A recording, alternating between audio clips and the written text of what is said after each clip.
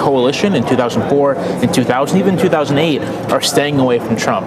And I see nothing today that suggests he'll be able to pull those people back in. And the only difference is to offset that is he's pulling a lot of more working class white, which is what the Democrats need. Republicans have done well historically, and he's managed to get as much as he can. The problem, though, is that he's also pushed away those college-educated whites. So he kind of just swapped the demographics. And potentially in larger margins. All right, we got to go. Leslie Sanchez, Linda Tran, Jamel Bowie, thank you so much. Let's go ahead and join our CBS News special coverage here of the debate. It's a showdown in St. Louis here on CBS this evening. We're going to stop radical Islamic terrorism. He says it's a secret plan. The only secret is that he has no plan. It's about time this country had somebody running it that has an idea about money. A man who can be provoked by a tweet should not be anywhere near the nuclear codes.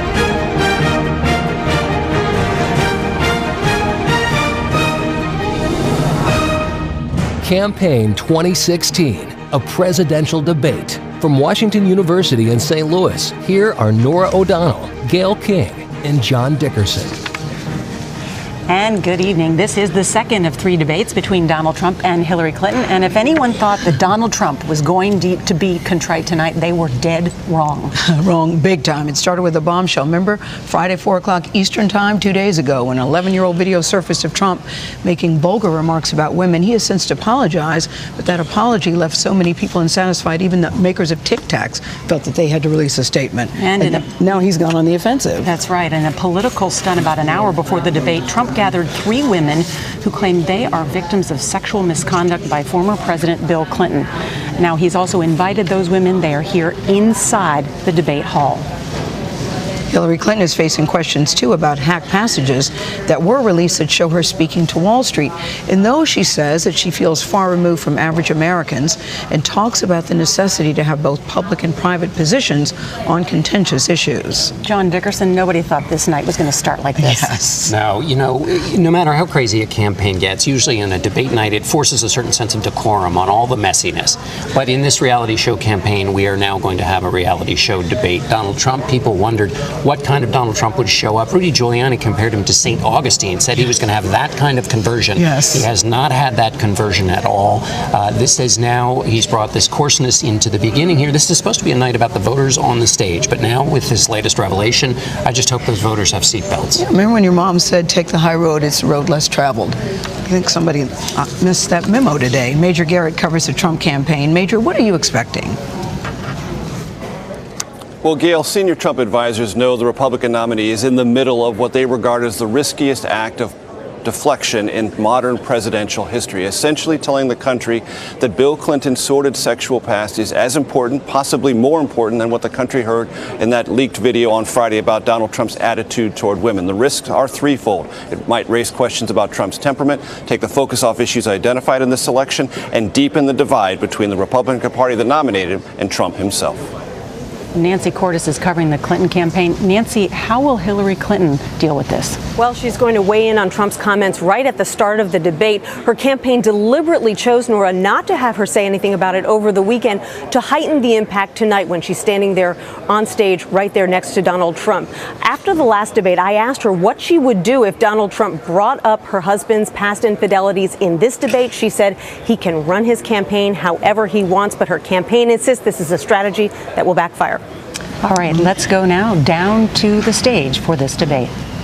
Good evening. I'm Martha Raddatz from ABC News. And I'm Anderson Cooper from CNN. We want to welcome you to Washington University in St. Louis for the second presidential debate between Hillary Clinton and Donald Trump, sponsored by the Commission on Presidential Debates. Tonight's debate is a town hall format, which gives voters a chance to directly ask the candidates questions. Martha and I will ask follow-up questions, but the night really belongs to the people in this room and to people across the country who have submitted questions online. The people you see on this stage were chosen by the Gallup organization. They are all from the St. Louis area and told Gallup they haven't committed to a candidate. Each of them came here with questions they want to ask, and we saw those questions for the first time this morning. Anderson and I and our team from ABC and CNN are the only ones who have seen them. Both candidates will have 2 minutes to answer each audience and online question. We hope to get to as many questions as we can, so we've asked the audience here not to slow things down with any applause, except for now. Ladies and gentlemen, the Republican nominee for President, Donald J. Trump, and the Democratic nominee for President, Hilary Clinton.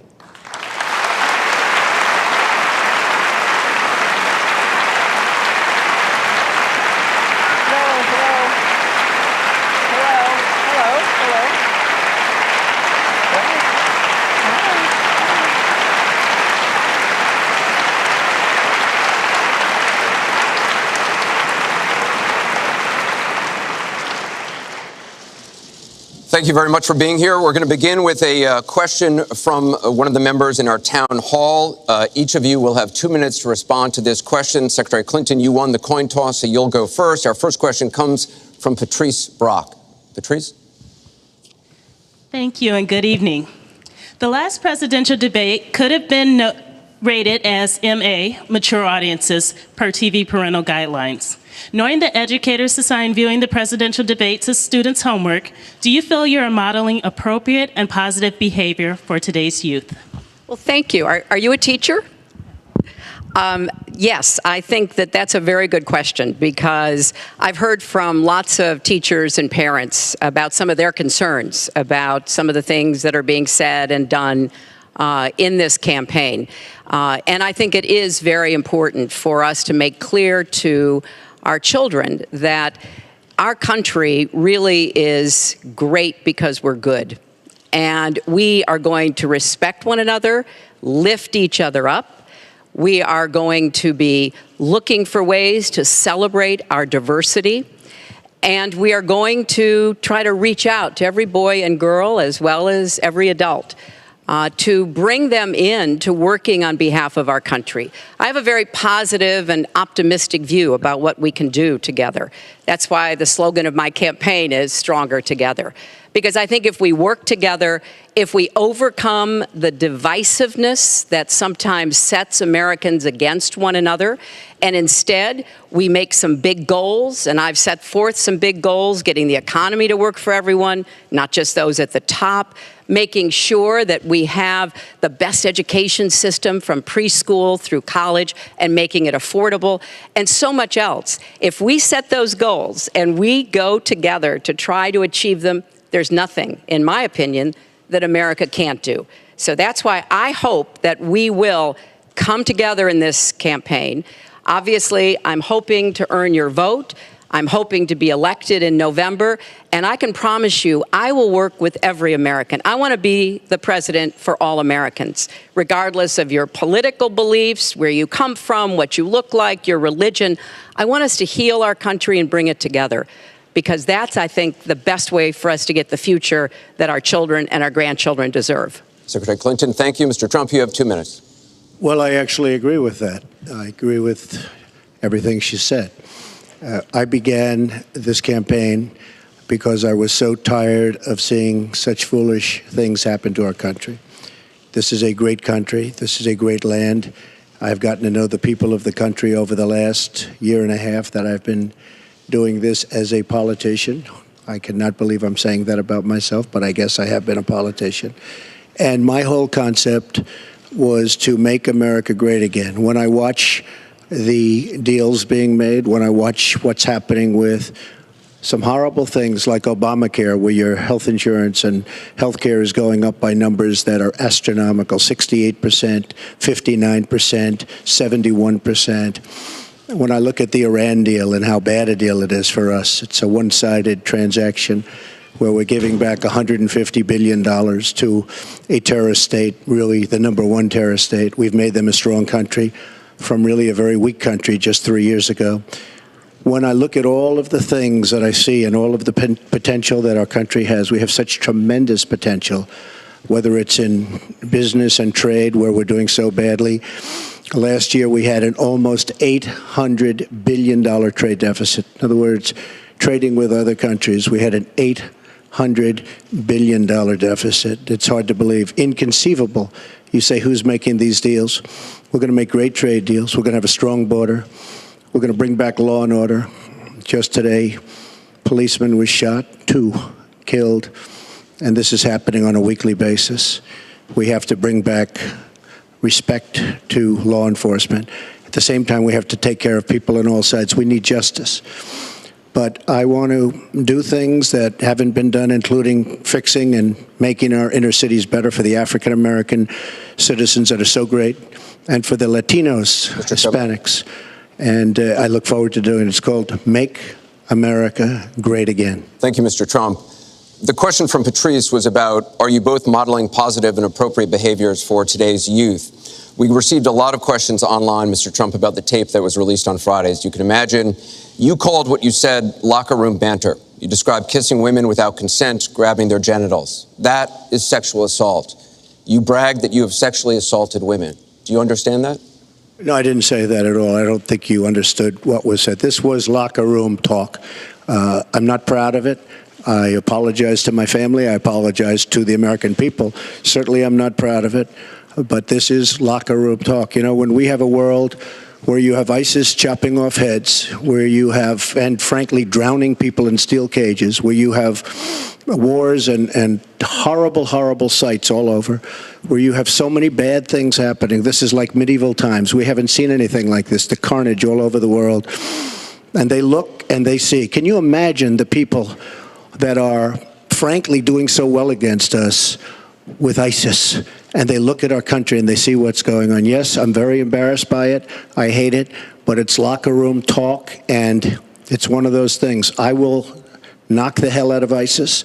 We're going to defeat ISIS. ISIS happened a number of years ago in a vacuum that was left because of bad judgment. And I will tell you, I will take care of ISIS. So, Mr. Trump, we should get on to much more important things and much bigger things. Just for the record, though, are you saying that what you said on that bus 11 years ago, that you did not actually kiss women without consent or grope women without consent? I have great respect for women. Nobody has more respect for women than I do. So for the record, you're saying you never did that? I said things that, frankly, you hear these things I said, and I was embarrassed by it. But I have tremendous respect for women. Have you ever done those things? Women have respect for me. And I will tell you, no, I have not. And I will tell you that I'm going to make our country safe. We're going to have borders in our country, which we don't have now. People are pouring into our country, and they're coming in from the Middle East and other places. We're going to make America safe again. We're going to make America great again, but we're going to make America safe again. And we're going to make America wealthy again, because if you don't do that, it sounds harsh to say, but we have to build up the wealth of our nation. Right now, other nations are taking our jobs and they're taking our wealth. Thank you, Mr. And Trump. that's what I want to talk about. Secretary Clinton, do you want to respond? Well, like everyone else, I've spent a lot of time thinking over the last 48 hours about what we heard and saw. You know, with prior Republican nominees for president, I disagreed with them on politics, policies, principles, but I never questioned their fitness to serve. Donald Trump is different. I said starting back in June that he was not fit to be president and commander-in-chief. And many Republicans and independents have said the same thing. What we all saw and heard on Friday was Donald talking about women, what he thinks about women, what he does to women. And he has said that the video doesn't represent who he is, but I think it's clear to anyone who heard it that it represents exactly who he is, because we've seen this throughout the campaign. We have seen him insult women. We've seen him rate women on their appearance, ranking them from 1 to 10. We've seen him embarrass women on TV and on Twitter. We saw him after the first debate spend nearly a week denigrating a former Miss Universe in the harshest, most personal terms. So, yes, this is who Donald Trump is. But it's not only women, and it's not only this video that raises questions about his fitness to be our president, because he has also targeted immigrants, African Americans, Latinos, people with disabilities, POWs, Muslims, and so many others. So this is who Donald Trump is. And the question for us, the question our country must answer, is that this is not who we are. That's why, to go back to your question, I want to send a message, we all should, to every boy and girl, and indeed to the entire world, that America already is great, but we are great because we are good. And we will respect one another, and we will work with one another, and we will celebrate our diversity. These are very important values to me, because this is the America that I know and love. And I can pledge to you tonight that this is the America that I will serve if I'm so fortunate enough to become your president. And we want to get to some questions Well, am I from allowed to online. respond to that? I assume I am. Yes, you can respond to that. It's just words, folks. It's just words. Those words, I've been hearing them for many years. I heard them when they were running for the Senate in New York, where Hillary was going to bring back jobs to upstate New York, and she failed. I've heard them where Hillary is constantly talking about the inner cities of our country, which are a disaster, education-wise, job-wise, safety-wise, in every way possible. I'm going to help the African Americans. I'm going to help the Latinos, Hispanics. I am going to help the inner cities. She's done a terrible job for the African Americans. She wants their vote, and she does nothing, and then she comes back 4 years later. We saw that firsthand when she was a United States Senator. She campaigned where the primary part of her campaign. I want to get to audience questions and online questions. So she's allowed to do that, but I'm not allowed to respond. You're going to get to Sounds respond fair. right now. That sounds fair. This tape is generating intense interest. In just 48 hours, it's become the single most talked about story of the entire 2016 election on Facebook, with millions and millions of people discussing it on the social network. As we said a moment ago, we do want to bring in questions from voters around the country via social media, and our first stays on this topic. Jeff from Ohio asks on Facebook, Trump says the campaign has changed him. When did that happen? So, Mr. Trump, let me add to that. When you walked off that bus at age 59, were you a different man, or did that behavior continue until just recently? And you have 2 minutes for this. As I told you, that was locker room talk. I'm not proud of it. I am a person who has great respect for people, for my family, for the people of this country, and certainly I'm not proud of it. But that was something that happened. If you look at Bill Clinton, far worse, mine are words and his was action. His was what he's done to women. There's never been anybody in the history of politics in this nation that's been so abusive to women. So you can say any way you want to say it, but Bill Clinton was abusive to women. Hillary Clinton attacked those same women and attacked them viciously. 4 of them are here tonight. One of the women, who is a wonderful woman, at 12 years old, was raped at 12. Her client, she represented, got him off, and she's seen laughing on 2 separate occasions, laughing at the girl who was raped. Kathy Shelton, that young woman, is here with us tonight. So don't tell me about words. I apologize for those words. But it is things that people say. But what President Clinton did, he was impeached. He lost his license to practice law. He had to pay an $850,000 fine to one of the women, Paula Jones, who's also here tonight. And I will tell you that when Hillary brings up a point like that, and she talks about words that I said 11 years ago, I think it's disgraceful, and I think she should be ashamed of herself, if you want to know the truth. Can we please hold the applause? Secretary Clinton, you have 2 minutes. Well, first, let me start by saying that so much of what he's just said is not right, but he gets to run his campaign any way he chooses. He gets to decide what he wants to talk about. Instead of answering people's questions, talking about our agenda, laying out the plans that we have that we think can make a better life and a better country, that's his choice. when I hear something like that, I am reminded of what my friend Michelle Obama advised us all. When they go low, you go high. And look, if this were just about one video, maybe what he's saying tonight would be understandable. But everyone can draw their own conclusions at this point about whether or not the man in the video or the man on the stage respects women. But he never apologizes for anything to anyone.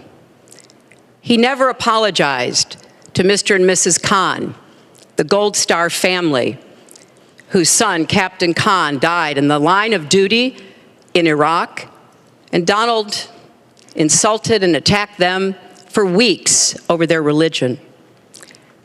He never apologized to the distinguished federal judge who was born in Indiana. But Donald said he couldn't be trusted to be a judge because his parents were, quote, Mexican.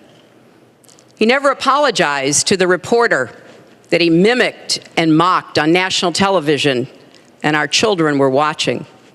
And he never apologized for the racist lie that President Obama was not born in the United States of America. He owes the president an apology, he owes our country an apology, and he needs to take responsibility for his actions and his words. Well, you owe the president an apology because, as you know very well, your campaign, Sidney Blumenthal, he's another real winner that you have, and he's the one that got this started along with your campaign manager, and they were on television just 2 weeks ago. She was saying exactly that. So you really owe him an apology. You're the one that sent the pictures around your campaign, sent the pictures around with President Obama in a certain garb. That was long before I was ever involved. So you actually owe an apology. And number two, Michelle Obama. I've gotten to see the commercials that they did on you. And I've gotten to see some of the most vicious commercials I've ever seen of Michelle Obama talking about you, Hillary. So you talk about friend, go back and take a look at those commercials. A race where you lost, fair and square, unlike the Bernie Sanders race where you won, but not fair and square, in my opinion. And all you have to do is take a look at WikiLeaks and just see what they said about Bernie Sanders and see what Deborah Wasserman Schultz had in mind, because Bernie Sanders, between superdelegates and Deborah Wasserman Schultz, he never had a chance. And I was so surprised to see him sign on with the devil. But when you talk about apology, I think the one that you should really be apologizing for, and the thing that you should be apologizing for, are the 33,000 emails that you deleted and that you acid washed. And then the 2 boxes of emails and other things last week that were taken from an office and are now missing. And I'll tell you what, I didn't think I'd say this, but I'm going to say it. And I hate to say it. But if I win, I am going to instruct my Attorney General to get a special prosecutor to look into your situation, because there has never been so many lies, so much deception. There has never been anything like it. And we're going to have a special prosecutor. When I speak, I go out and speak. The people of this country are furious. In my opinion, the people that have been long-term workers at the FBI are furious. There has never been anything like this where emails and you get a subpoena, and after getting the subpoena, you delete 33,000 emails. And then you acid wash them, or bleach them, as you would say, a very expensive process. So we're going to get a special prosecutor, and we're going to look into it, because you know what? People have been, their lives have been destroyed for doing 1/5 of what you've done, and it's a disgrace. And honestly, you ought to be ashamed of yourself. Secretary Clinton, I want to follow up on that. I'm going to let you talk about emails. Because everything he just said is absolutely false, but I'm not surprised. Really? In the first debate, the audience needs to calm down here. I told people that it would be impossible to be fact-checking Donald all the time. I'd never get to talk about anything I want to do and how we're going to really make lives better for people. So once again, go to HillaryClinton.com. We have literally Trump. You can fact check him in real time. Last time at the first debate, we had millions of people fact checking. So I expect we'll have millions more fact checking because, you know, it's just awfully good that someone with the temperament of Donald Trump is not in charge of the law in our country. Yeah, because you'd be in jail. Secretary Clinton.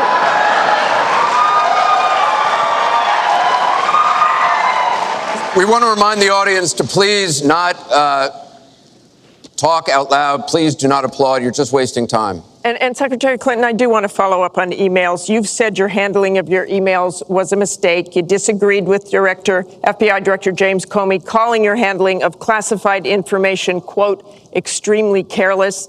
The FBI said that there were 110 classified emails that were exchanged, 8 of which were top secret, and that it was possible hostile actors did gain access to those emails. You don't call that extremely careless?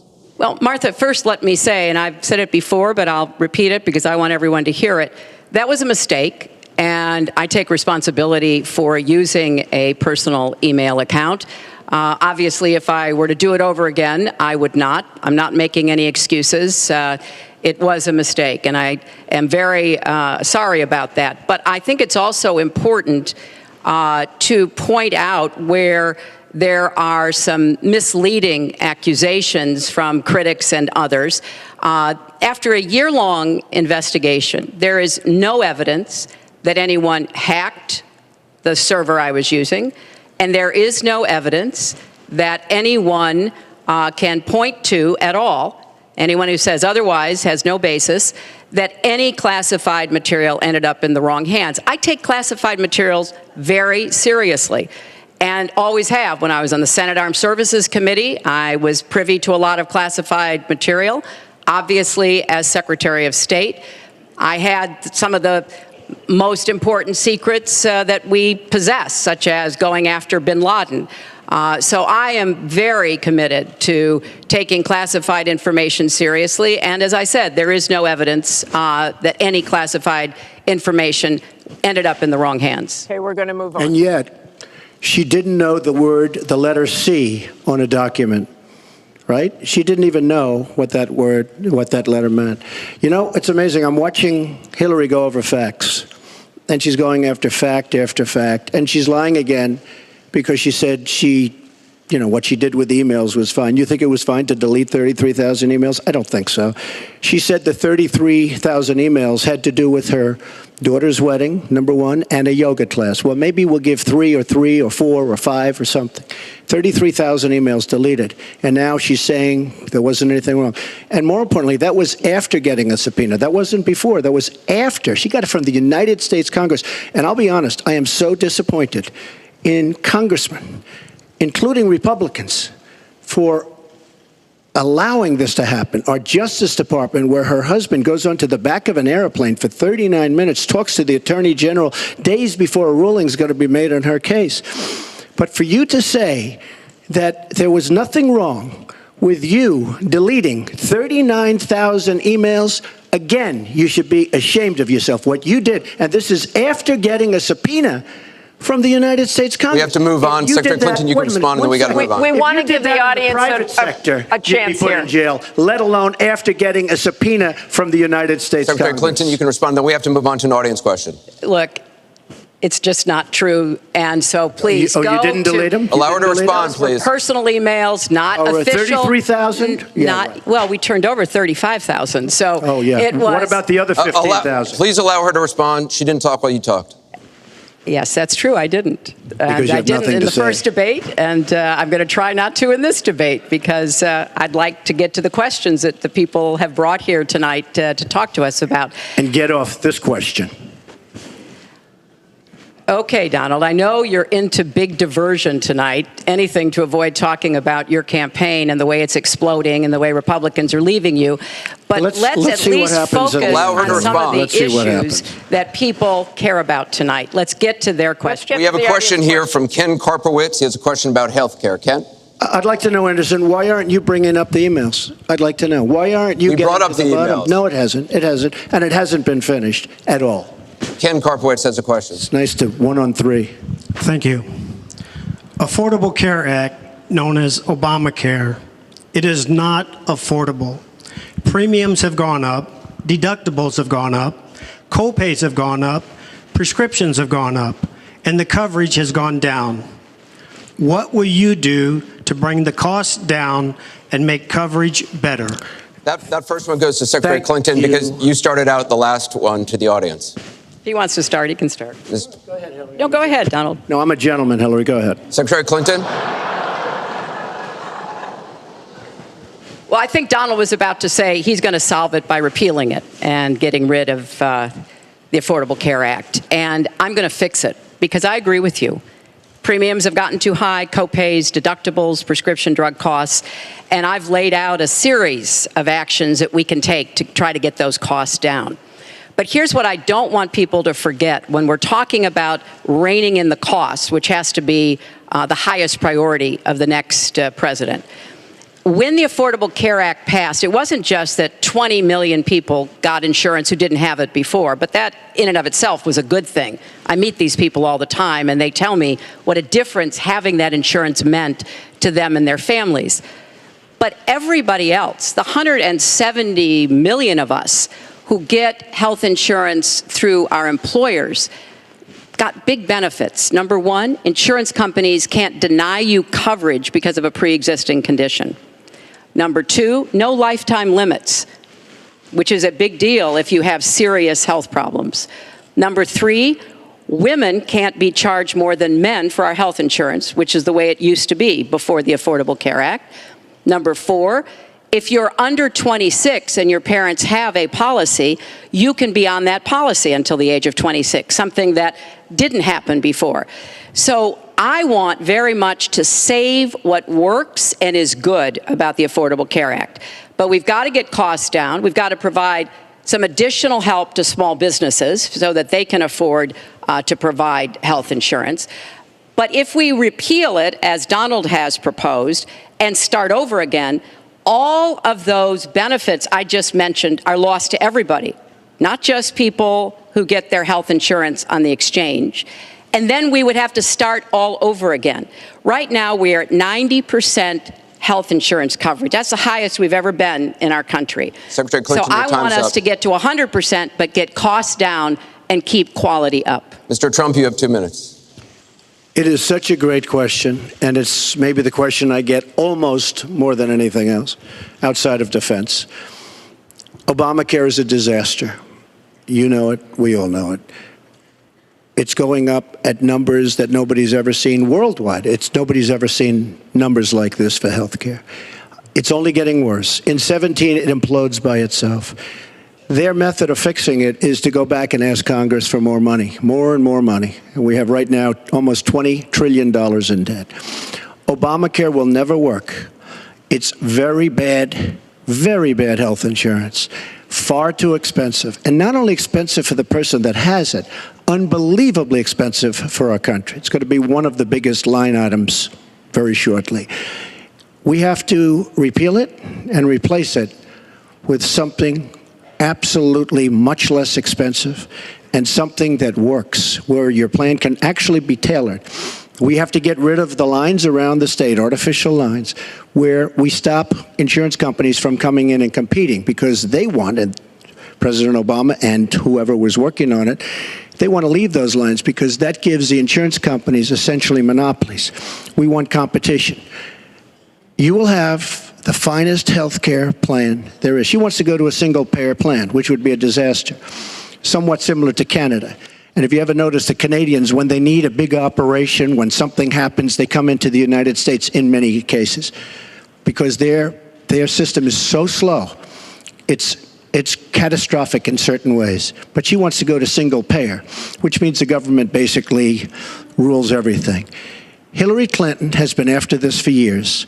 Obamacare was the first step. Obamacare is a total disaster. And not only are your rates going up by numbers that nobody's ever believed, but your deductibles are going up. So that unless you get hit by a truck, you're never going to be able to use it. Mr. Trump, it is a disastrous plan, and it has to be repealed and replaced. Secretary Clinton, let me follow up with you. Your husband called Obamacare, quote, the craziest thing in the world, saying that small business owners are getting killed as premiums double, coverage is cut in half. Was he mistaken, or was his mistake simply telling the truth? No, I mean, he clarified what he meant, and it's very clear. Look, we are in a situation in our country where if we were to start all over again, we might come up with a different system. But we have an employer-based system. That's where the vast majority of people get their health care. And the Affordable Care Act was meant to try to fill the gap between people who were too poor and couldn't put together any resources to afford health care, namely people on Medicaid. Obviously, Medicare, which is a single-payer system, which takes care of our elderly and does a great job doing it, by the way. And then all the people who were employed, but people who were working but didn't have the money to afford insurance and didn't have anybody, an employer or anybody else, to help them. That was the slot that the Obamacare approach was to take. And like I say, 20 million people now have health insurance. So if we just rip it up and throw it away, what Donald's not telling you is we just turn it back to the insurance companies the way it used to be. And that means the insurance companies get to do pretty much whatever they want, including saying, look, I'm sorry, you've got diabetes, you had cancer, your child has asthma. Your time is up. You may not be able to have insurance because you can't afford it.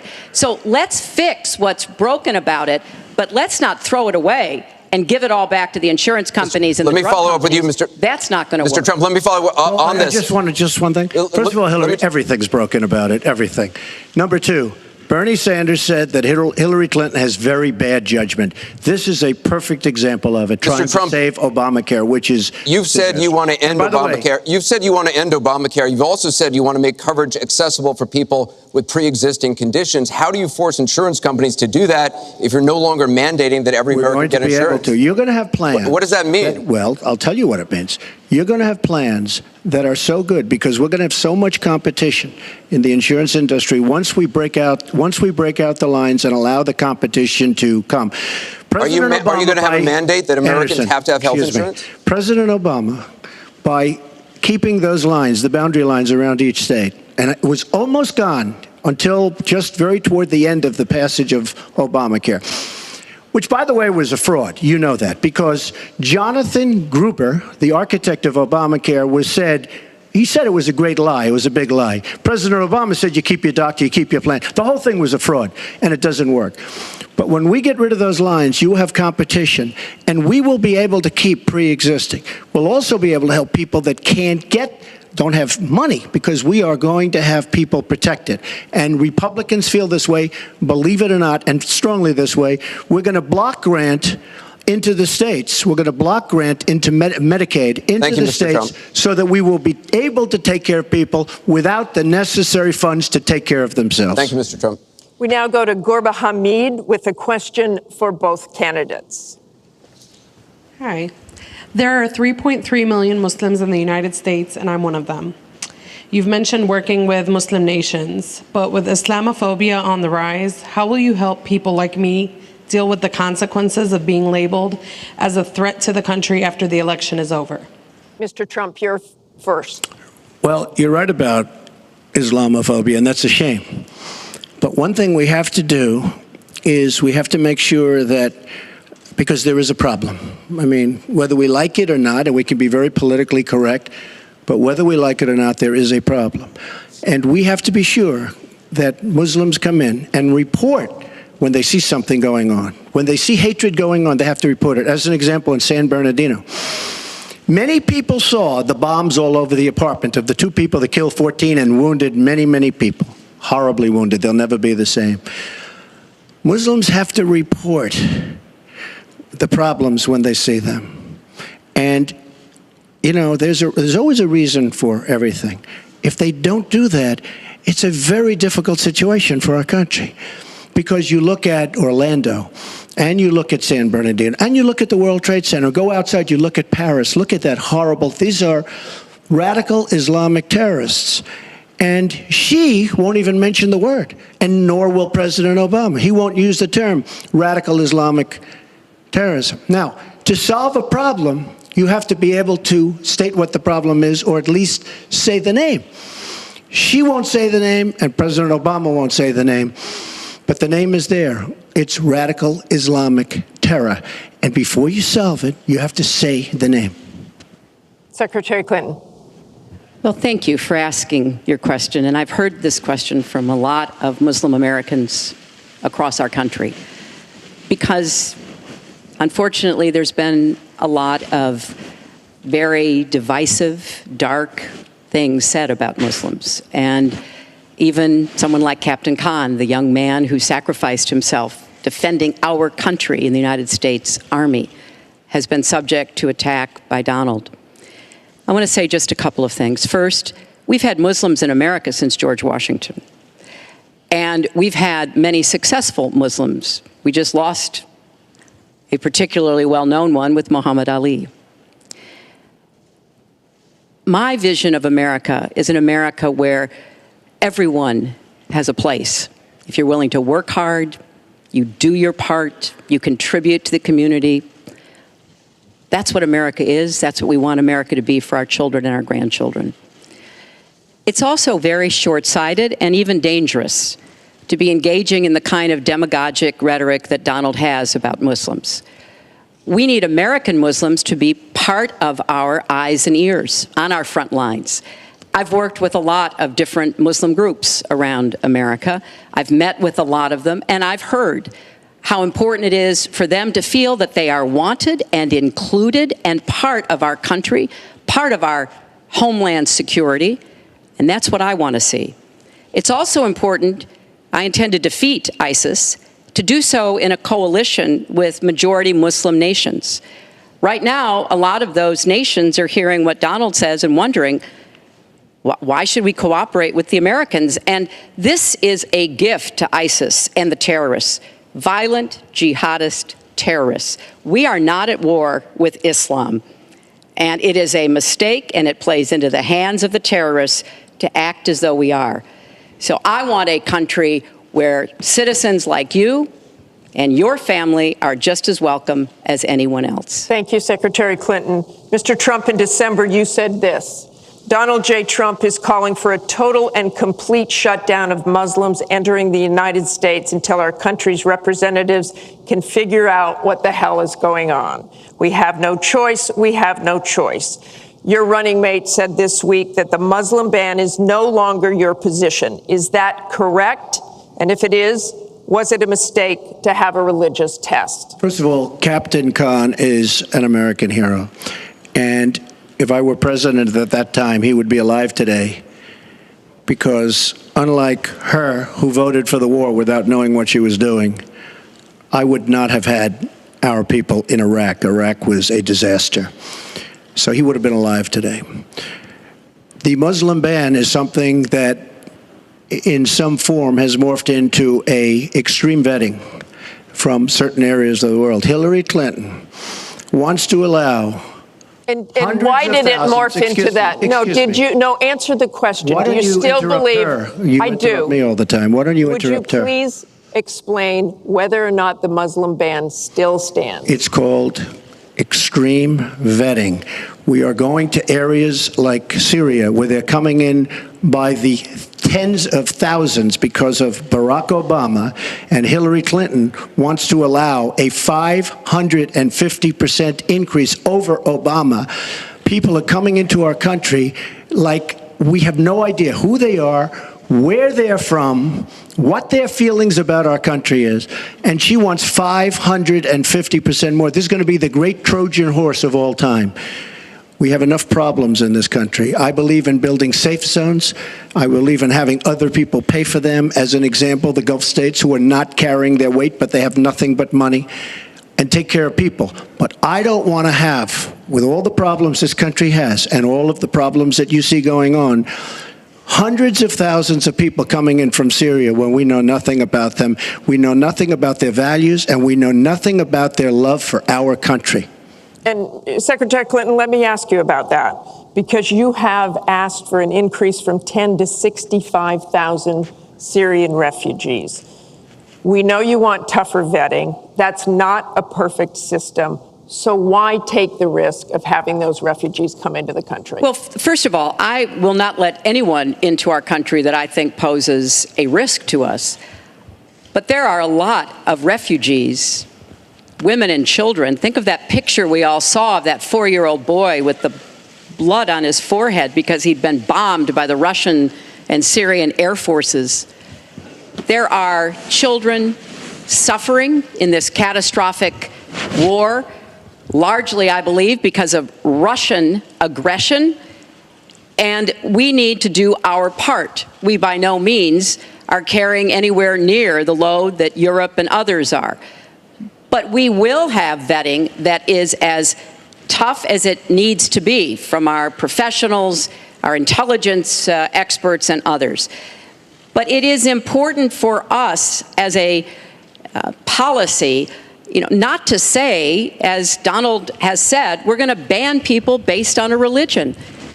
How do you do that? We are a country founded on religious freedom and liberty. How do we do what he has advocated without causing great distress within our own country? Are we going to have religious tests when people fly into our country? And how do we expect to be able to implement those? So I thought that what he said was extremely unwise and even dangerous. And indeed, you can look at the propaganda on a lot of the terrorist sites, and what Donald Trump says about Muslims is used to recruit fighters because they want to create a war between us. And the final thing I would say, this is the 10th or 12th time that he's denied being for the war in Iraq. We have it on tape. The entire press corps has looked at it. It's been debunked, but it never stops him from saying whatever he wants to say. Has not been debunked. So please has not been debunked. And go to HillaryClinton.com and you can see it. I was against the war in Iraq. Has not been debunked. And you voted for it, and you shouldn't have. Well, I just want There's been lots of fact-checking on that. I'd like to move on to an online question. She just went about 25 seconds over her time. Could I just respond to this, please? Very quickly, please. Hillary Clinton, in terms of having people come into our country, we have many criminal illegal aliens. When we want to send them back to their country says we don't want them. In some cases, they're murderers, drug lords, drug problems, and they don't want them. And Hillary Clinton, when she was Secretary of State, said, that's okay, we can't force it into their country. Let me tell you, I'm going to force them right back into their country. They're murderers and some very bad people. And I will tell you very strongly, when Bernie Sanders said she had bad judgment, she has really bad judgment, because we are letting people into this country that are going to cause problems and crime like you've never seen.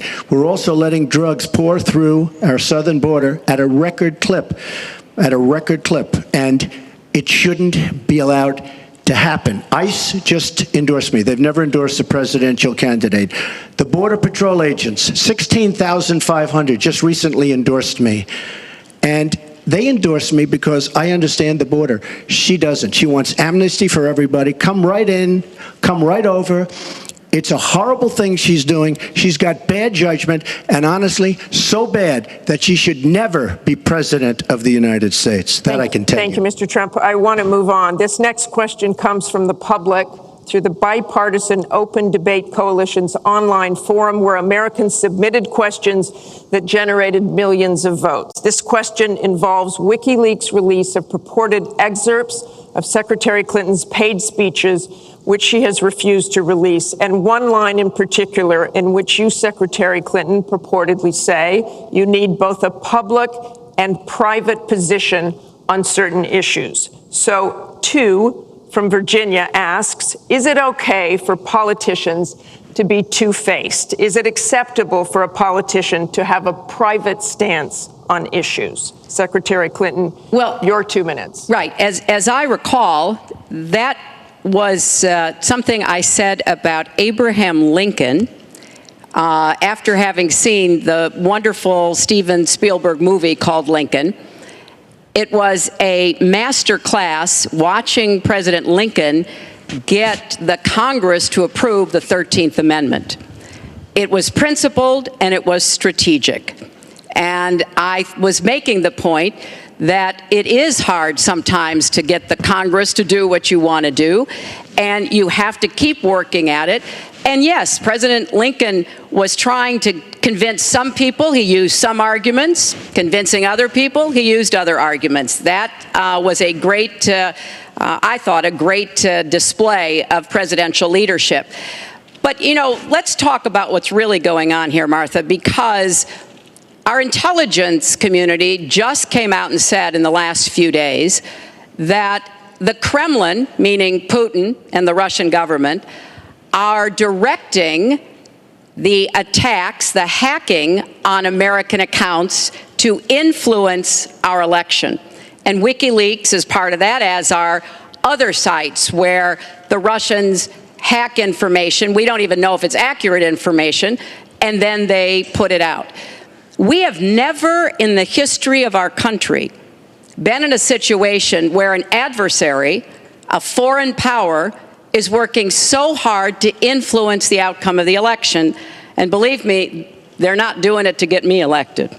They're doing it to try to influence the election for Donald Trump. Now, maybe because he has praised Putin, maybe because he says he agrees with a lot of what Putin wants to do, maybe because he wants to do business in Moscow. I don't know the reasons. But we deserve answers. And we should demand that Donald release all of his tax returns so that people can see what are the entanglements and the financial relationships we're going to get to that later. That he has Secretary with Clinton, Russians and you're other out of time. foreign powers. Well, I think I should Mr. respond Trump. because it's so ridiculous. Look, now she's blaming, she got caught in a total lie. Her papers went out to all her friends at the banks, Goldman Sachs and everybody else. And she said things, WikiLeaks, that just came out. And she lied. Now she's blaming the lie on the late, great Abraham Lincoln. That's one that I haven't. Okay, Honest Abe. Honest Abe never lied. That's the good thing. That's the big difference between Abraham Lincoln and you. That's a big, big difference. We're talking about some difference. But as far as other elements of what she was saying, I don't know, Putin. I think it would be great if we got along with Russia because we could fight ISIS together, as an example. But I don't know Putin. But I notice anytime anything wrong happens, they like to say, the Russians. She doesn't know if it's the Russians doing the hacking. Maybe there is no hacking. But they always blame Russia. And the reason they blame Russia is because they think they're trying to tarnish me with Russia. I know nothing about Russia. I know about Russia, but I know nothing about the inner workings of Russia. I don't deal there. I have no businesses there. I have no loans from Russia. I have a very, very great balance sheet. So great that when I did the old post office on Pennsylvania Avenue, the United States government, because of my balance sheet, which they actually know very well, chose me to do the old post office between the White House and Congress, chose me to do the old post office. One of the primary things, in fact, perhaps the primary thing, was balance sheet. But I have no loans with Russia. You could go to the United States government and they would probably tell you that because they know my sheet very well in order to get that development I had to have.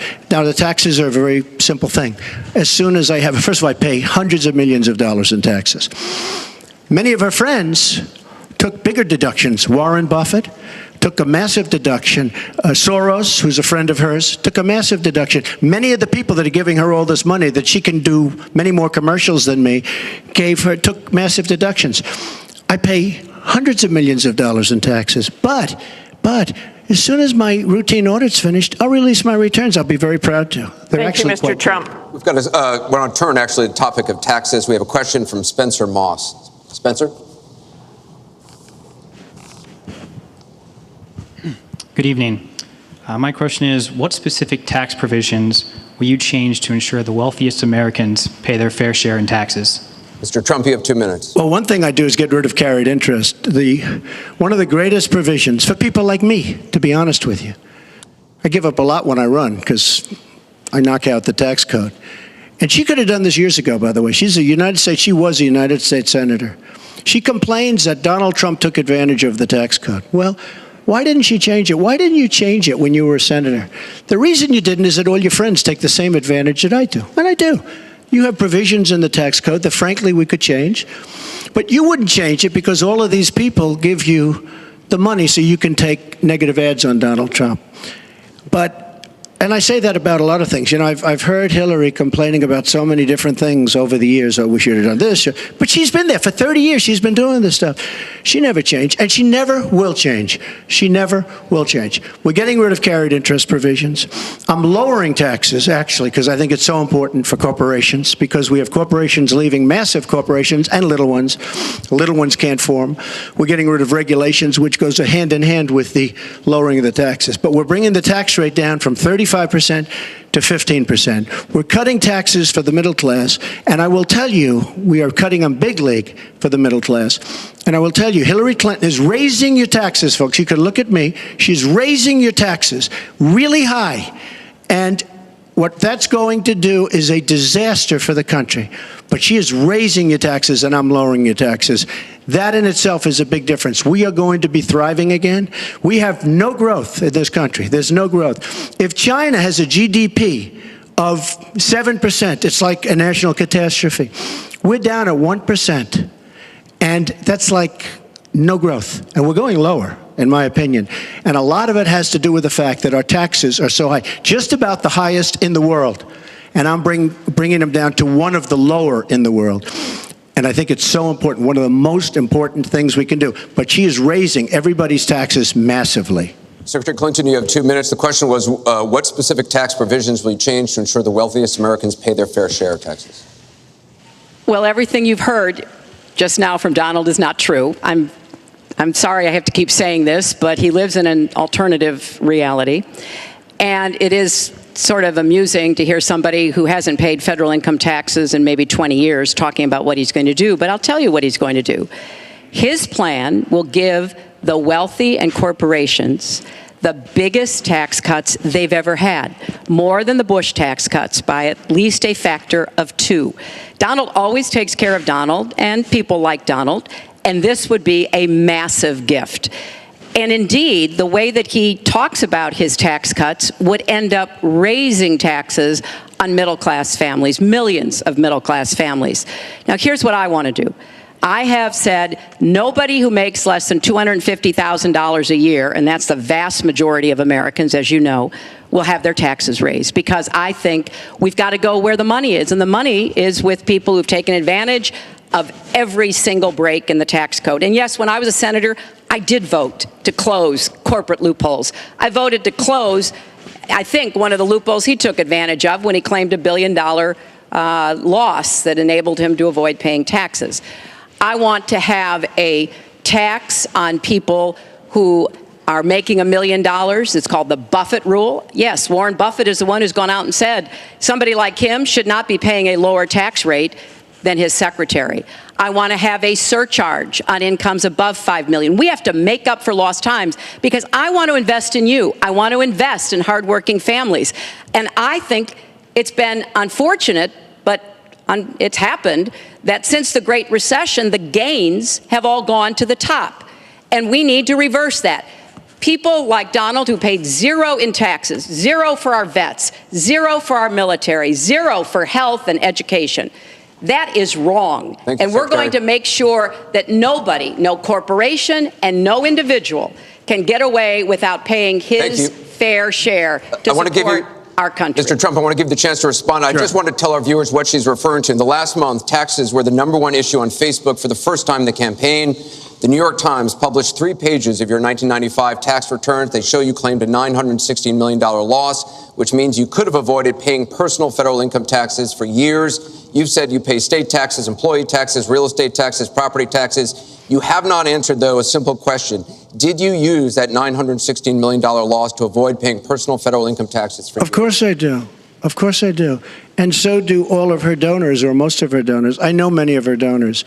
Her donors took massive tax write-offs. So have you not paid personal federal income tax? A lot of my write-off was depreciation and other things that Hillary, as a senator, allowed. And she'll always allow it, because the people that give her all this money, they want it. That's why. See, I understand the tax code better than anybody that's ever run for president. Hillary Clinton, and it's extremely complex, Hillary Clinton has friends that want all of these provisions, including they want the carried interest provision, which is very important to Wall Street people, but they really want the carried interest provision, which I believe Hillary's leaving. It's very interesting why she's leaving carried interest. But I will tell you that, number one, I pay tremendous numbers of taxes. I absolutely used it, and so did Warren Buffett, and so did George Soros, and so did many of the other people that Hillary is getting money from. Now, I won't mention their names because they're rich, but they're not famous, so we won't make them famous. Can you say how many years you have avoided paying personal federal income taxes? No, but I pay tax, and I pay federal tax, too. But I have a write-off. A lot of it's depreciation, which is a wonderful charge. I love depreciation. You know, she's given it to us. Hey, if she had a problem, for 30 years she's been doing this, Anderson. I say it all the time. She talks about health care. Why didn't she do something about it? She talks about taxes. Why didn't she do something about it? She doesn't do anything about anything other than talk. With her, it's all talk and no action. In the past, and again, Bernie Sanders, it's really bad judgment. She has made bad judgment not only on taxes, she's made bad judgments on Libya, on Syria, on Iraq. I mean, her and Obama, whether you like it or not, the way they got out of Iraq, the vacuum they've left, that's why ISIS formed in the first place. They started from that little area, and now they're in 32 different nations, Hillary. Congratulations. Great job. I want you to be able to respond, Secretary Clinton. Well, here we go again. I've been in favor of getting rid of carried interest for years, starting when I was a senator from New York. But that's not the point here. Why didn't you do it? Why didn't you do it? Allow her to respond. Because I was a senator with a Republican president. Oh, really? I will be the you president. You could have done it. If you were an effective, if you were an effective senator, you could have done it.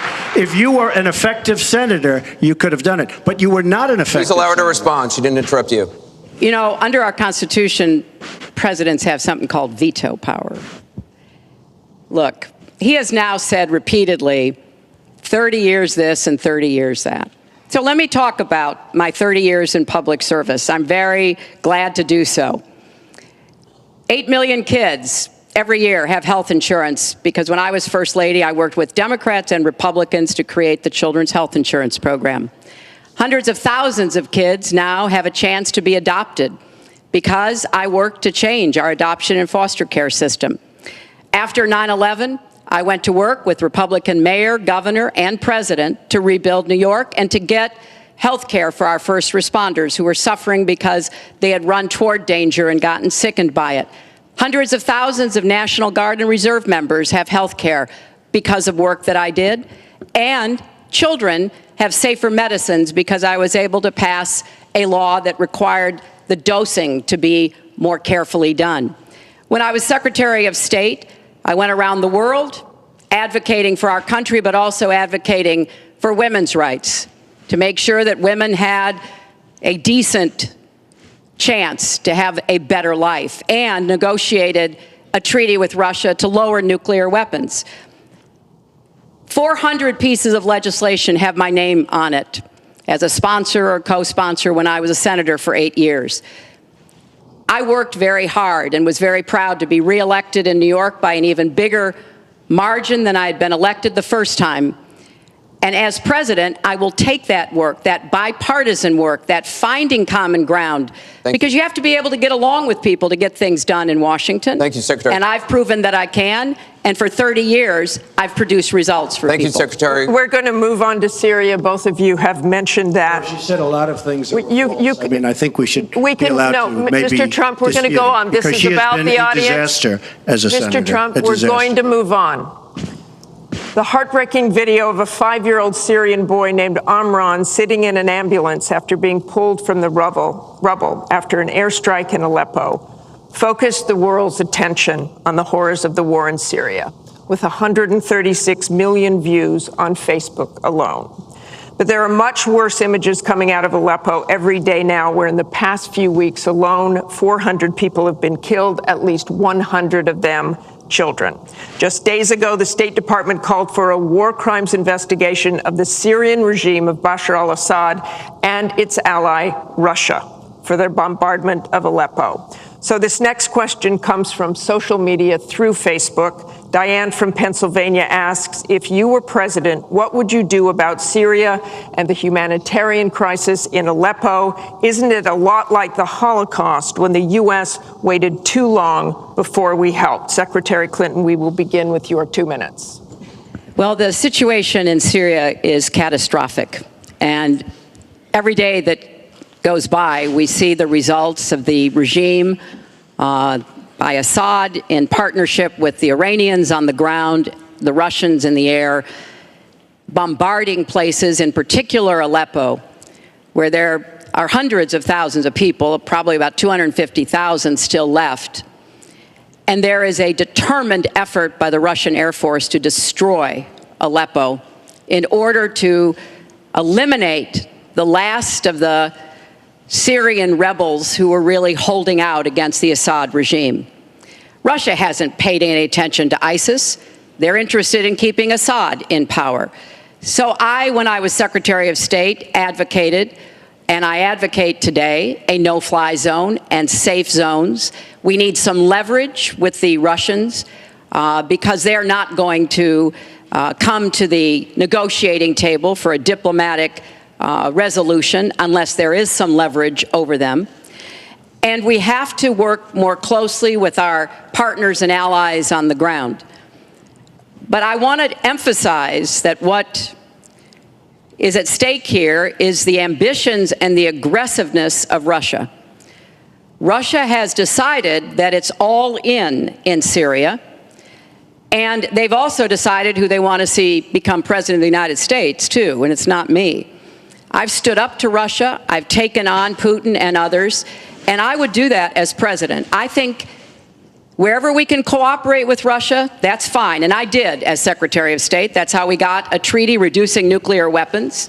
It's how we got the sanctions on Iran that put a lid on the Iranian nuclear program without firing a single shot. So I would go to the negotiating table with more leverage than we have now. But I do support the effort to investigate for crimes, war crimes committed by the Syrians and the Russians and try to hold them accountable. Thank you, Secretary Clinton. First of all, Mr. she Trump. was there as Secretary of State with the so-called line in the sand, which... No, I wasn't. I was gone. I hate to interrupt you, but you were in at some contact, point, excuse me. At some point, we need to do some You were in total fact-checking contact here. with the White House, and perhaps, sadly, Obama probably still listened to you. I don't think he'd be listening very much anymore. Obama draws the line in the sand. It was laughed at all over the world what happened.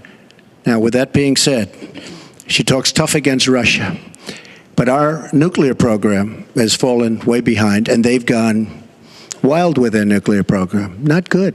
Our government shouldn't have allowed that to happen. Russia is new in terms of nuclear. We are old, we're tired, we're exhausted in terms of nuclear. A very bad thing. Now, she talks tough. She talks really tough against Putin and against Assad.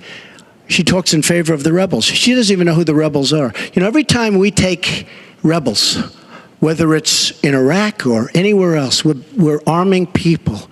And you know what happens? They end up being worse than the people. Look at what she did in Libya with Gaddafi. Gaddafi's out. It's a mess. And by the way, ISIS has a good chunk of their oil. I'm sure you probably have heard that.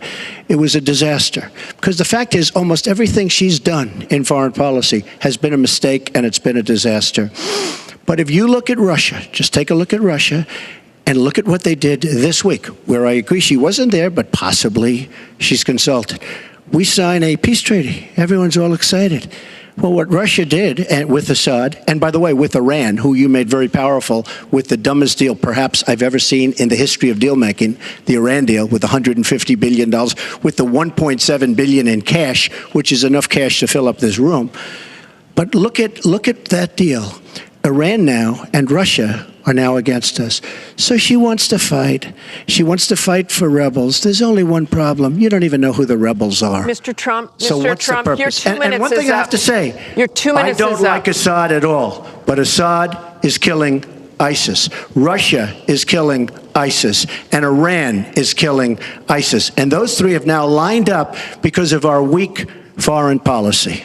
Mr. Trump, let me repeat the question. If you were president, what would you do about Syria and the humanitarian crisis in Aleppo? And I want to remind you what your running mate said. He said provocations by Russia need to be met with American strength, and that if Russia continues to be involved in airstrikes along with the Syrian government forces of Assad, the United States of America should be prepared to use military force to strike the military targets of the Assad regime. Okay. He and I haven't spoken, and I disagree. I disagree. You disagree with your running mate? I think we have to knock out ISIS. Right now, Syria is fighting ISIS. We have people that want to fight both at the same time. But Syria is no longer Syria. Syria is Russia, and it's Iran, who she made strong, and Kerry and Obama made into a very powerful nation and a very rich nation very, very quickly, very, very quickly. I believe we have to get ISIS. We have to worry about ISIS before we can get too much more involved. She had a chance to do something with Syria. They had a chance, and that was the line. What do you think will happen if Aleppo falls? I think Aleppo is a disaster humanitarian-wise. What do you think will happen if it falls? I think that it basically has fallen, okay? It basically has fallen. Let me tell you something. You take a look at Mosul. The biggest problem I have with the stupidity of our foreign policy. We have Mosul. They think a lot of the ISIS leaders are in Mosul. So we have announcements coming out of Washington and coming out of Iraq. We will be attacking Mosul in 3 weeks or 4 weeks. Well, all of these bad leaders from ISIS are leaving Mosul. Why can't they do it quietly? Why can't they do the attack, make it a sneak attack, and after the attack is made, inform the American public that we've knocked out the leaders, we've had a tremendous success. People leave. Why do they have to say we're going to be attacking Mosul within the next 4 to 6 weeks, which is what they're saying? How stupid is our country? There are sometimes reasons the military does that. Psychological warfare. I can't think of any. I can't think of any. It might be to help get civilians out. And we have, look, I have 200 generals and admirals who endorse me. I have 21 Congressional Medal of Honor recipients who endorse me. We talk about it all the time. They understand. Why can't they do something secretively where they go in and they knock out the leadership? Why would these people stay there? I've been reading now for weeks. Tell me what your strategy I've been reading now for weeks about Mosul, that it's the harbor of where, between Raqqa and Mosul. This is where they think the ISIS leaders are. Why would they be staying? They're not staying there anymore. They're gone. Because everybody's talking about how Iraq, which is us, with our leadership, goes in to fight Mosul. Now, with these 200 admirals and generals, they can't believe it. All I say is this: General George Patton, General Douglas MacArthur are spinning in their grave at the stupidity of what we're doing in the Middle East. I'm going to go to Secretary Clinton. Secretary Clinton, you want Assad to go. You advocated arming rebels, but it looks like that may be too late for Aleppo. You talk about diplomatic efforts. Those have failed. Ceasefires have failed. Would you introduce the threat of U.S. military force beyond a no-fly zone against the Assad regime to back up diplomacy? I would not use American ground forces in Syria. I think that would be a very serious mistake. I don't think American troops should be holding territory, which is what they would have to do as an occupying force. I don't think that is a smart strategy.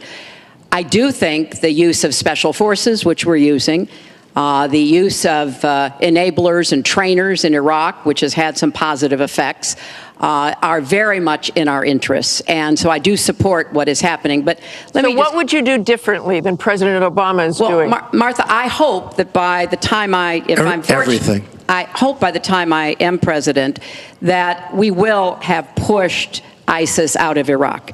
I do think that there is a good chance that we can take Mosul. And, Donald says he knows more about ISIS than the generals. No, he doesn't. There are a lot of very important planning going on, and some of it is to signal to the Sunnis in the area, as well as Kurdish Peshmerga fighters, that we all need to be in this, and that takes a lot of planning and preparation. I would go after Baghdadi. I would specifically target Baghdadi, because I think our targeting of al-Qaeda leaders, and I was involved in a lot of those operations, highly classified ones, made a difference. So I think that could help. I would also consider arming the Kurds. The Kurds have been our best partners in Syria as well as Iraq.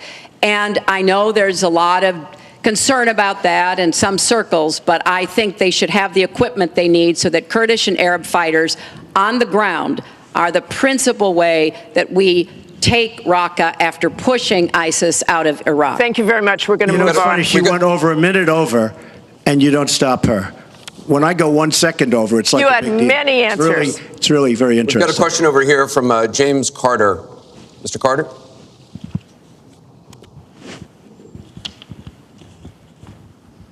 My question is, do you believe you can be a devoted president to all the people in the United States? That question begins for Mr. Trump. Absolutely. I mean, she calls our people deplorable, a large group, and irredeemable.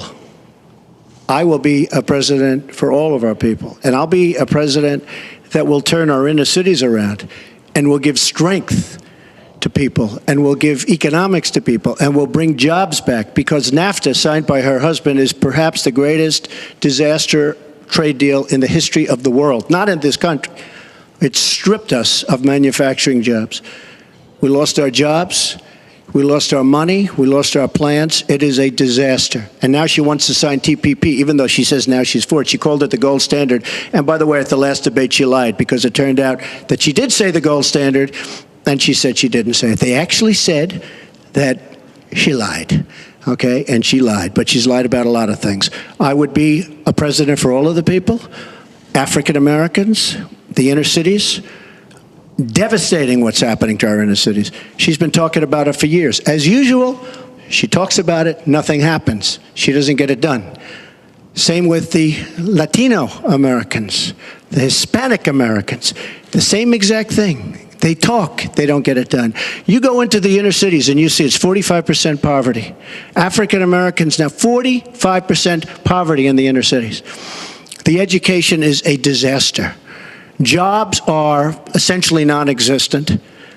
I mean, it's, you know, and I've been saying at big speeches where I have 20 and 30,000 people, what do you have to lose? It can't get any worse. And she's been talking about the inner cities for 25 years. Nothing's going to ever happen. Let me tell you, if she's president of the United States, nothing's going to happen. It's just going to be talk. And all of her friends, the taxes we were talking about, and I would just get it by osmosis. She's not doing any me favors. But by doing all the others favors, she's doing me favors. Mr. Trump, thank you. But I will tell you, she's all talk. It doesn't get done. All you have to do is take a look at her Senate run. Take a look at upstate New York. Your 2 minutes is up. Secretary Clinton, it turned out 2 to minutes. be a disaster. You have 2 minutes, Secretary Clinton. Well, 67% of the people voted to re-elect me when I ran for my second term, and I was very proud and very humbled by that. Mr. Carter, I have tried my entire life to do what I can to support children and families. You know, right out of law school, I went to work for the Children's Defense Fund, and Donald talks a lot about, you know, the 30 years I've been in public service. I'm proud of that. You know, I started off as a young lawyer working against discrimination against African American children in schools and in the criminal justice system. I worked to make sure that kids with disabilities could get a public education, something that I care very much about. I have worked with Latinos. One of my first jobs in politics was down in South Texas, registering Latino citizens to be able to vote. So I have a deep devotion, to use your absolutely correct word, to making sure that every American feels like he or she has a place in our country. And I think when you look at the letters that I get, a lot of people are worried that maybe they wouldn't have a place in Donald Trump's America. They write me, and one woman wrote me about her son, Felix. She adopted him from Ethiopia when he was a toddler. He's 10 years old now. This is the only country he's ever known. And he listens to Donald on TV, and he said to his mother one day, "Will he send me back to Ethiopia if he gets elected?" children listen to what is being said, to go back to the very, very first question. And there's a lot of fear that, in fact, teachers and parents are calling it the Trump effect. Bullying is up. A lot of people are feeling, uneasy. A lot of kids are expressing their concerns. So first and foremost, I will do everything I can to reach out to everybody, Democrats, Republicans, independents, people across our country.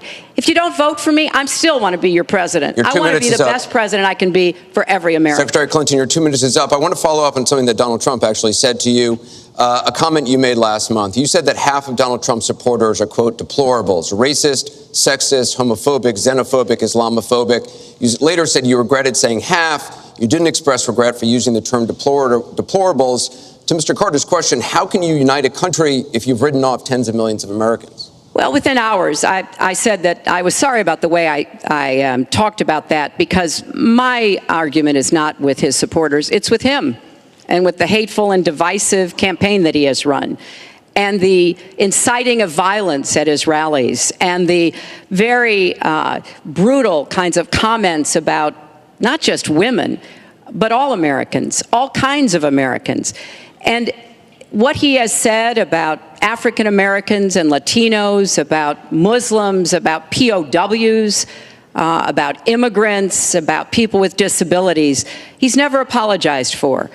And so I do think that a lot of the tone and tenor that he has said, I'm proud of the campaign that Bernie Sanders and I ran. We ran a campaign based on issues, not insults, and he is supporting me 100%. Thank you. Because we talked about what we wanted to do. We might have had some differences, and we had a lot of debates. Thank you, Secretary. But we believed that we could make the country better, and I was proud of that. I'm going to give you a minute 20 We seconds. have a divided nation. We have a very divided nation. You look at Charlotte, you look at Baltimore, you look at the violence that's taking place in the inner cities, Chicago. You take a look at Washington, D.C. We have an increase in murder within our cities, the biggest in 45 years. We have a divided nation because people like her, and believe me, she has tremendous hate in her heart. And when she said deplorables, she meant it. And when she said irredeemable, they're irredeemable. You didn't mention that. But when she said they're irredeemable, to me, that might have been even worse. She said some of them are irredeemable. She's got tremendous hatred. And this country cannot take another 4 years of Barack Obama. And that's what you're getting with her. Mr. Trump, let me follow up with you. In 2008, you wrote in one of your books that the most important characteristic of a good leader is discipline. You said if a leader doesn't have it, quote, he or she won't be one for very long. In the days after the first debate, you sent out a series of tweets from 3 a.m. to 5 a.m., including one that told people to check out a sex tape. Is that the discipline of a good leader? No, it wasn't check out a sex tape. It was just take a look at the person that she built up to be this wonderful Girl Scout who was no Girl Scout. By the way, just so you understand, when she said 3 o'clock in the morning, take a look at Benghazi. She said, who's going to answer the call at 3 o'clock in the morning? Guess what? She didn't answer because when Ambassador Stevens... The question is that the discipline of a good leader? 600 times. Well, she said she was awake at 3 o'clock in the morning. And she also sent a tweet out at 3 o'clock in the morning, but I won't even mention that. But she said she'll be awake. Who's the famous thing? We're going to answer our call at 3 o'clock in the morning. Guess what happened? Ambassador Stevens sent 600 requests for help. And the only one she talked to was Sidney Blumenthal, who's her friend and not a good guy, by the way. So, she shouldn't be talking about that. Now, tweeting happens to be a modern day form of communication. I mean, you can like it or not like it. I have, between Facebook and Twitter, I have almost 25 million people. It's a very effective way of communication. So you can put it down, but it is a very effective form of communication. I'm not unproud of it, to be honest with you. Secretary Clinton, does Mr. Trump have the discipline to be a good leader? No. I'm shocked to hear that. Well, it's not only my opinion, it's the opinion of many others, national security experts, Republicans, former Republican members of Congress. But it's in part because those of us who have had the great privilege of seeing this job up close and know how difficult it is, and it's not just because I watched my husband take a $300 billion deficit and turn it into a $200 billion surplus, And 23 million new jobs were created, and incomes went up for everybody. Everybody. African American incomes went up 33%. And it's not just because I worked with George W. Bush after 9/11. And I was very proud that when I told him what the city needed, what we needed to recover, he said, "You've got it," and he never wavered. He stuck with me. And I have worked, and I admire President Obama. He inherited the worst financial crisis since the Great Depression. That was a terrible time for our country. We have to move along. 9 million people lost their jobs, 5 million homes were lost, Secretary and Clinton, we're $13 moving trillion in family wealth was wiped out. We are back on the right track. He would send us back into recession with his tax plans. Secretary Clinton, we are moving to an audience question. We're almost out of time. We have another. Mr. Trump, we're moving to an audience question. It is, our country Mr. Trump, has the Secretary slowest growth, Clinton, we and want to get jobs to are a the disaster. audience. Thank you very much, both of you. We have another audience question. Beth Miller has a question for both candidates. Good evening. Perhaps the most important aspect of this election is the Supreme Court justice. What would you prioritize as the most important aspect of selecting a Supreme Court justice? We begin with your 2 minutes, Secretary Clinton. Thank you. Well, you're right. This is one of the most important issues in this election.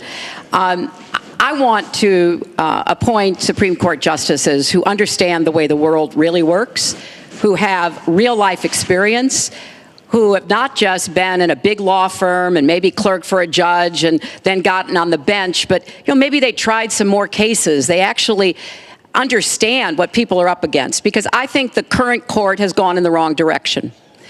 And so I would want to see the Supreme Court reverse Citizens United and get dark, unaccountable money out of our politics.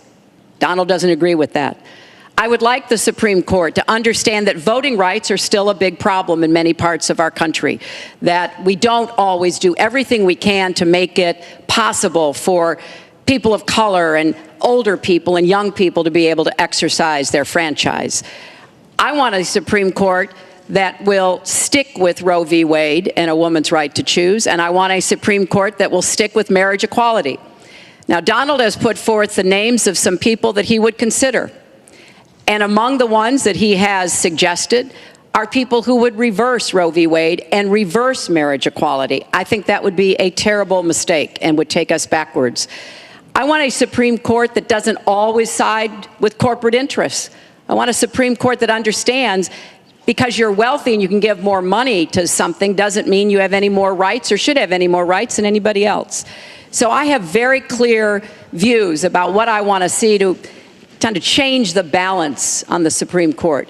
And I regret deeply that the Senate has not done its job. And they have not permitted a vote on the person that President Obama, a highly qualified person, they've not given him a vote to be able to have the full complement of 9 Supreme Court justices. I think that was a dereliction of duty. I hope that they will see their way to doing it, but if I am so fortunate enough as to be president, I will immediately move to make sure that we fill that. We have 9 justices Secretary and they get to work on behalf of our people. Thank you. You're out of time, Mr. Trump. Justice Scalia, great judge, died recently, and we have a vacancy. I am looking to appoint judges very much in the mold of Justice Scalia. I'm looking for judges, and I've actually picked 20 of them so that people would see, highly respected, highly thought of, and actually very beautifully reviewed by just about everybody, but people that will respect the Constitution of the United States. And I think that this is so important. Also, the Second Amendment, which is totally under siege by people like Hilary Clinton. They'll respect the Second Amendment and what it stands for, what it represents. So important to me. Now, Hillary mentioned something about contributions, just so you understand. So I will have, in my race, more than $100 million put in of my money, meaning I'm not taking all of this big money from all of these different corporations like she's doing. What I ask is this. So I'm putting in more than, by the time it's finished, I'll have more than $100 million invested. pretty much self-funding mine. We're raising money for the Republican Party, and we're doing tremendously on the small donation, $61 average or so. I asked Hilary, why doesn't she made $250 million by being in office? She used the power of her office to make a lot of money. Why isn't she funding, not for $100 million, but why don't you put 10 or 20 or 25 or $30 million into your own campaign? It's $30 million less for special interests that will tell you exactly what to do. And it would really, I think, be a nice sign to the American public. Why aren't you putting some money in? You have a lot of it. You've made a lot of it because of the fact that you've been in office. You made a lot of it while you were Secretary of State, actually. So why aren't you putting money into your own campaign? I'm just curious. Well, thank you very much. Thank you. We're going to get on to one more question. The question was about the Supreme Court, and I just want to quickly say, very quickly, I respect the Second Amendment, but I believe there should be comprehensive background checks, and we should close the gun show loophole and close the online loophole. We have one more question, as many Mrs. lives Clinton. as we possibly can. We have one more question from Ken Bone about energy policy. Ken? What steps will your energy policy take to meet our energy needs, while at the same time remaining environmentally friendly and minimizing job loss for fossil power plant workers? Mr. Trump, 2 minutes. Absolutely. I think it's such a great question because energy is under siege by the Obama administration, under absolute siege. The EPA, Environmental Protection Agency, is killing these energy companies. And foreign companies are now coming in, buying so many of our different plants, and then rejiggering the plant so that they can take care of their oil. We are killing, absolutely killing, our energy business in this country. Now, I'm all for alternative forms of energy, including wind, including solar, etc. But we need much more than wind and solar. And you look at our miners. Hillary Clinton wants to put all the miners out of business. There is a thing called clean coal. Coal will last for 1,000 years in this country.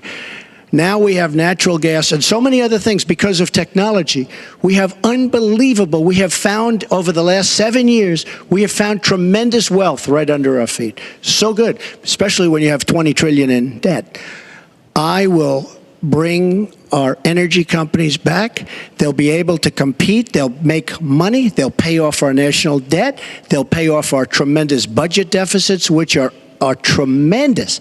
But we are putting our energy companies out of business.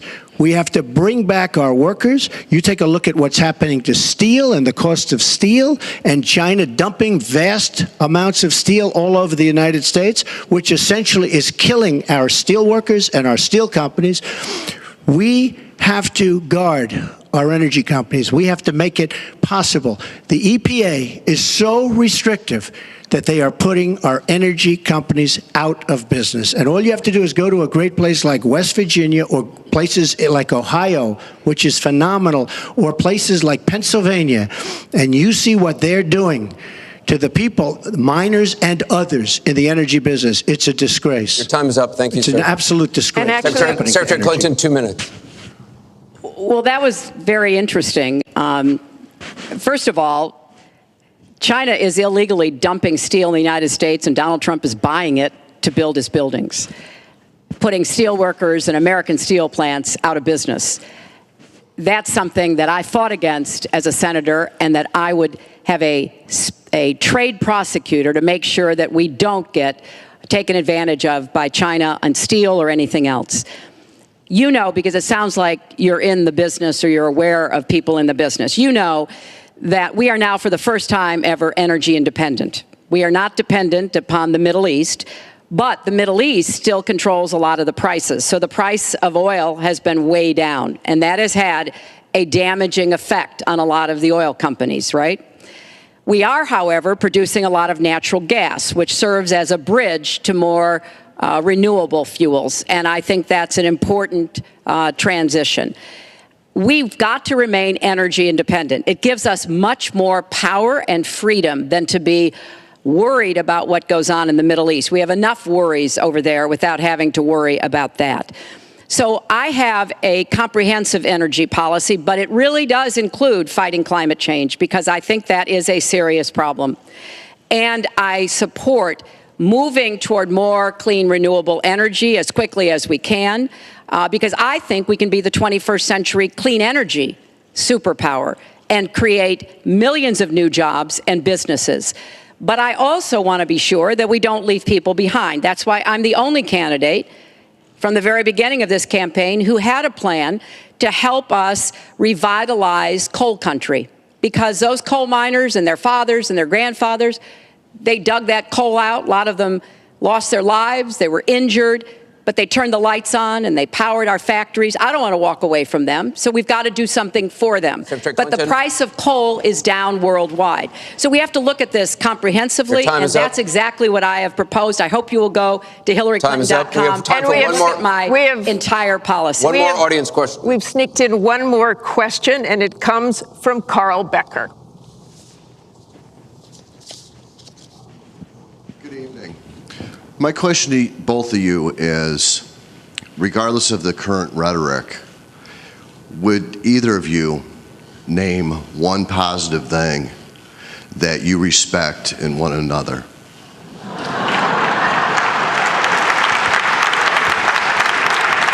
Mr. Trump, would you like to go first?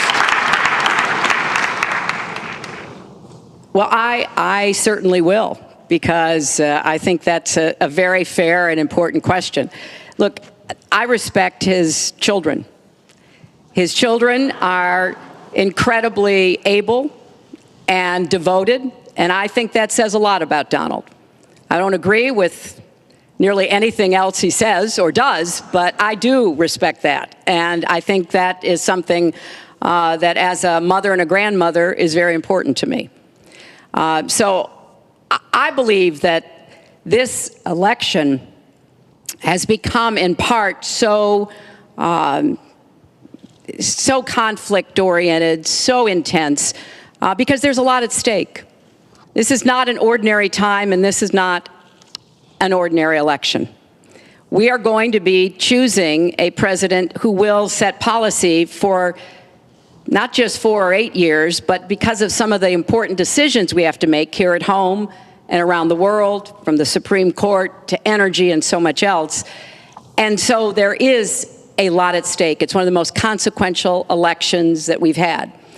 And that's why I've tried to put forth specific policies and plans, trying to get it off of the personal and put it on to what it is I want to do as president. And that's why I hope people will check on that for themselves, so that they can see that, yes, I've spent 30 years, actually maybe a little more, working to help kids and families, and I want to take all that experience to the White House and do that every single day. Mr. Trump. Well, I consider her statement about my children to be a very nice compliment. I don't know if it was meant to be a compliment, but it is a great. I'm very proud of my children. And they've done a wonderful job, and they've been wonderful, wonderful kids. So I consider that a compliment. I will say this about Hillary. She doesn't quit. She doesn't give up. I respect that. I tell it like it is. She's a fighter. I disagree with much of what she's fighting for. I do disagree with her judgment in many cases. But she does fight hard, and she doesn't quit, and she doesn't give up. And I consider that to be a very good trait. Thanks to both of you. I want to thank both the candidates. I want to thank the university here. This concludes the town hall meeting. Our thanks to the candidates, the commission, Washington University, and to everybody who watched. Please tune in on October 19th for the final presidential debate that will take place at the University of Nevada, Las Vegas. Good night, everyone.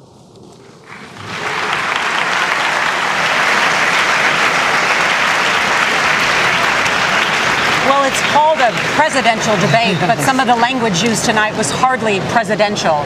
Kicking off tonight, talking about locker room talk. In fact, the two candidates began this debate not even shaking hands. And I think if I saw it correctly, Gail, they didn't shake hands at the end either. No, they did not. And it was very clear from the beginning, neither one of them reached out to shake the other's hand. And we learned earlier last week on CBS This Morning News that the most telling thing is how candidates approach each other when they first start. Yeah, they did shake hands at the very end, but they started this debate by not shaking hands. And And it started too, I thought, Nora, very interesting, with the very first question, do you think that you are modeling appropriate behavior for the presidency? We kept hearing all day that Donald Trump was ashamed and embarrassed, that he was going to be contrite. And when he was asked about his vulgar remarks, he says, well, that's locker room talk. And I think many people are asking, which locker room is he talking about? Many men who I've talked to about this, and everybody's been talking about it for the last 48 hours, says men may talk about women, but they don't talk about women like that. John, you've been watching this debate. What did you make of it? And just to pick up on your point, Gail, what they don't talk is in gleeful terms about sexually assaulting women. That's exactly the different line here. That's what's not in any locker rooms that any of us have been in. The challenge for Donald Trump coming to this debate was to build on his base. He has a core base. Their base, they are not worried about this video. They're not worried about anything he says. He's got them. His challenge was to reach out to those reluctant Republicans to keep the fleeing of Republican officials who've been leaving by the busload in the last 2 days since this video came out by reassuring them somehow. A very, very big, tough task. So there was talk, was he going to be contrite? Was he going to offer apologies for his recent behavior? Was he going to show that he can fit within the constraints of a debate because it would mean that he could fit within the constraints of the White House? He decided, forget about all that. He was going to show up as 100% Donald Trump. He was going to counterpunch hard. He was going to beat up the Washington politicians who've made a mess of this country. He was going to talk right to his base. He was going to beat up on the moderators. He was going to give Hillary Clinton no quarter. He was going to bring up Bill Clinton's past indiscretions as a president, and that basically he was going to do everything that made his base love him so much. That is his political challenge, though, was to expand beyond his base, and the Republicans who are fleeing him are worried about the voters that he's turning off. They still have that worry. He still has that challenge after this debate. But isn't that why the people who support Donald Trump like him? I was in Ohio over the weekend talking to Donald Trump supporters, and they all said to me, we know who he is. We know exactly who Donald Trump is and what he represents. But he's won the Republican nomination. He needs to win the general election. And he has been on a course since Kellyanne Conway came into the campaign, been on a course of trying to bring in those reluctant Republicans, those college-educated women, some college-educated men who have daughters who don't like to hear this kind of stuff, who will not admit that this is locker room talk. And those are the voters who are nervous about Donald Trump. There was nothing that he gave them tonight that is any different than the Donald Trump that has been out there winning praise from his voters, but not curing the riskiness and worry in that other group. And to that point about this campaign,